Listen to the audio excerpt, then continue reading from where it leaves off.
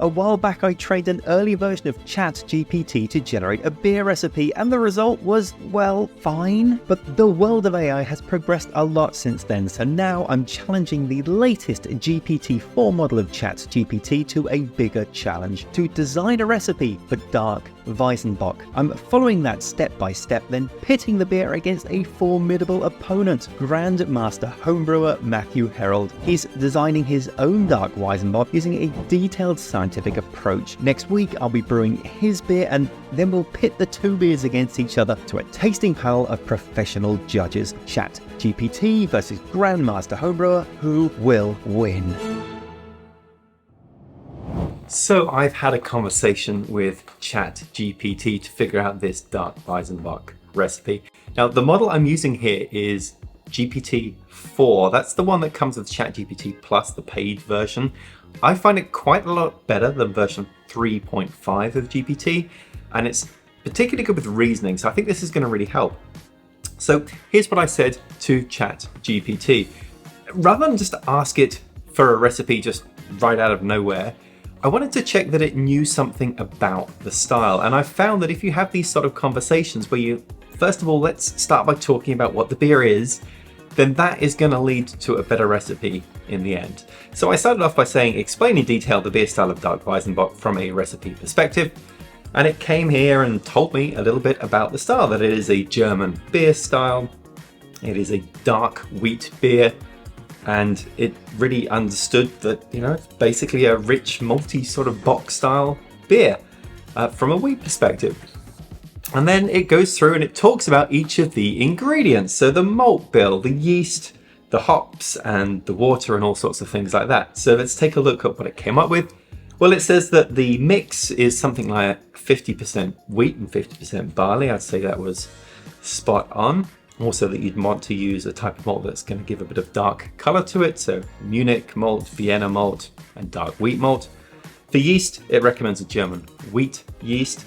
And here it talks about the temperature for the yeast as well. So higher fermentation temperatures tend to produce more banana esters, and lower tend to produce clove-like phenols. And that's been my experience too. For hops, it recommends minimal hop character, really just to balance out the malty sweetness, and recommends German noble hops, Hallertau or Tettnang. For water, it recommends a soft water profile, typical of many parts of Germany. And for additional ingredients, it talks about some of the specialty malts you might want to add, like chocolate malt or carafa, to add some depth to the color and the flavor of the beer. For the brewing process, it says the mash schedule for Weizenbock is usually a multi-step mash with rests at different temperatures. Yeah, that's right, a step mash. That is typical of this style, so it's spot on there. And then talks about allowing a good amount of lagering time at the end to mellow out some of these flavors, which is often a good idea with these high alcohol beers. And speaking of the alcohol content, it does recognize something around 6.5 to 9% ABV for this beer. So having read that, now I have a pretty good idea that ChatGPT really knows what it's talking about with this beer style. So then I asked it to use this information to create a malt bill using percentages. Now, why percentages? Well, you could have this thing spit out absolutes, so pounds and ounces or kilos and grams and so forth. But I think there's a good chance of a hallucination in that sort of situation. I would rather know what percentages to use, because that way I can tailor the actual recipe to my system. So it's come back with some percentages, and they do add up to 100, so that's a good start. It mentions using 40% dark wheat malt, so less than the 50% it said is typical with the style, but we'll go with that. And then it recommends 30% Munich malt, 20% Vienna malt, and then for the other specialty malts, 5% of Cara Munich, 3% chocolate malt, and 2% melanoidin. Now I've collected just under 9 gallons of reverse osmosis water, which I'm now going to treat with my water salts. In here I've got 4 grams of calcium chloride and 3 grams of Epsom salt and gypsum. Now I did query ChatGPT further to ask about this step mash, and it's recommending 2 steps. So step 1 is for 20 minutes, 122 Fahrenheit, so that's what I've heated this to now. And then at the end of that, I'm going to raise the temperature to 152. So while we're at step 1, let's get the grains in. This is a thick mash. All of those wheat kernels in there. No husks with those. Now this is considered the protein rest, and it's really designed to help break down the starches in this wheat malt. Okay, so I'm going to stay here for 20 minutes. Then I'm going to move to the saccharification rest. That's 152 Fahrenheit, 67 Celsius, which I will maintain for an hour. That gives me time to go back to ChatGPT and ask very nicely about the hops. I then say, that's good. I do find myself complimenting ChatGPT when it gives a good answer. I actually think if it comes back with a good answer, it makes sense to let it know that, because then it knows it's on the right track.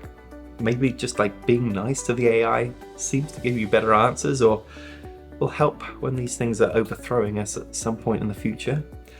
So I asked it now for a hop schedule. And again, rather than absolutes, I don't want to know it's 20 grams of hops. I want percentages.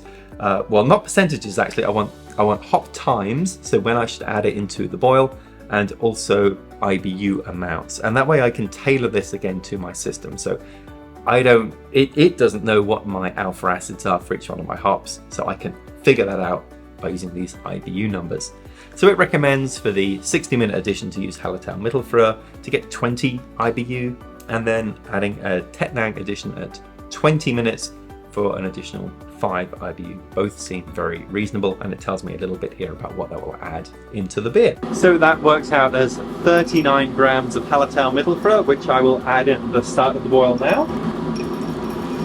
And then my 20-minute addition of Tettnang, 17 grams of this, will go in at 20 minutes. Just let it boil. For yeast choice, it recommends a Weihenstephan Weizen yeast strain. So it recommended either Weiss 3068 or White Labs WLP 300. I'm actually going to use Stefan, which is the imperial yeast equivalent, but I think it's the same yeast strain. And then for fermentation schedule, it recommends starting fairly cool, so 64 Fahrenheit or 18 Celsius, then allowing it to rise naturally, it says, to its range of 72. So I'm actually going to set my fermentation temperature to 72 and let the yeast rise up over time, and then keep it at that temp. And then it mentions about the lagering for several weeks again at 40 degrees. Now I ended up coming a little bit under my expected OG. Brewfather thought I would get to 1074.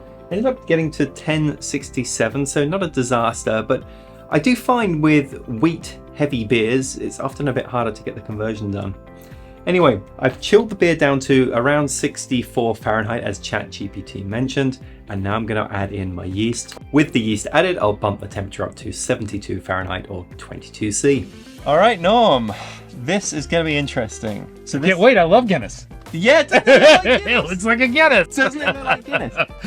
It totally looks like a Guinness. As I was pouring it, you were like, is this nitrogen? Yeah.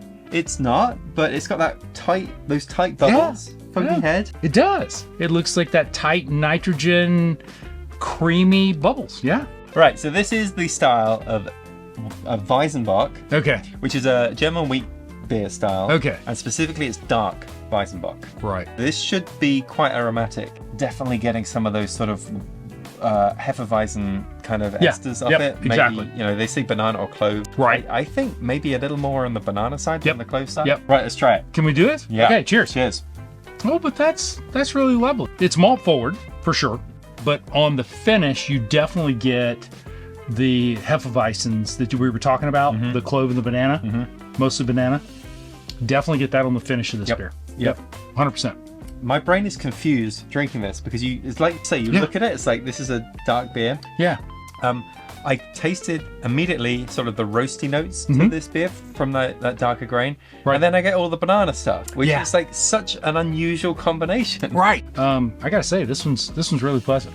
I'm enjoying it. I think there's a lot going on with this. Yeah. It's definitely not one-dimensional. There's a lot going on. This is complex. It's got a lot of flavors to it. It tastes very different on the front versus the back. All in all, it's just a wonderful quaff. But can I tell you who came up with the recipe? Yeah, I'd love to know. ChatGPT. Oh. See, I knew you were going to say that, but I was curious if maybe one of the other guys on the Brülosophy channel, if it was their recipe and you've gotten it off the channel and somebody had suggested it. But this is not our first ChatGPT beer. It is not our first ChatGPT it is not beer. our first ChatGPT beer. And ChatGPT did a really nice job with this recipe. I really think it did. The first ChatGPT beer was quite basic. It was a blonde ale. Yep. And it was a very standard blonde ale. Mm-hmm. This one, I used a newer model of ChatGPT and I asked it a lot more questions to drive the process of what it should do. And it picked everything. It picked the ingredients, the brewing process, the step mash, the yeast to use, everything. Wow. And told me what to do, and I just completely blindly followed it without making any changes, and it's come up with this. I'm astounded. I think this is incredible. Yeah, it's done a fantastic job. But has it done an even better job than a Grand Master? Well, next week I'll be brewing Matthew's beer, and we'll find out. Until then, think beer.